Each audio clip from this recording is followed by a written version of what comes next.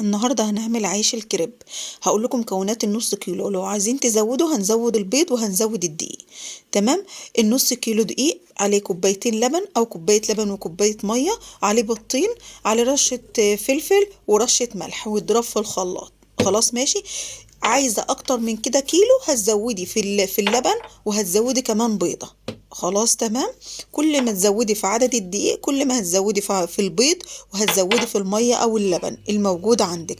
ضربته كده ضربة حلوة قوي، وبعد كده لازم تصفيه عشان ما يبقاش في اي كلاكيع، ويبقى عندك العجينة طرية وحلوة. هتسيبيها ترتاح شوية العجينة بعد ما تصفيها طبعا، حاجة بسيطة خالص. وهتبدأي تسخني الطاسة. بعد ما نسخن الطاسة كده بشوية نحط يعني حاجة بسيطة من الزيت، لمسة بسيطة من الزيت، وبعد كده هتفردي العجينة بالمنظر ده. ما عندكش بتاعة الفرد العجينة بتاعة الكريب عادي خالص، ممكن بمعلقة أو تهزي الطاسة، هتبقى دايرة وهتبقى جميلة معاكي، وهتبقى معاكي حلوة قوي. أنا قلت لك مكونات النص كيلو دقيق، أو لو هتكتري شوية يبقى كيلو ولا حاجة هنزود اللبن أو البيض، سهل جدا.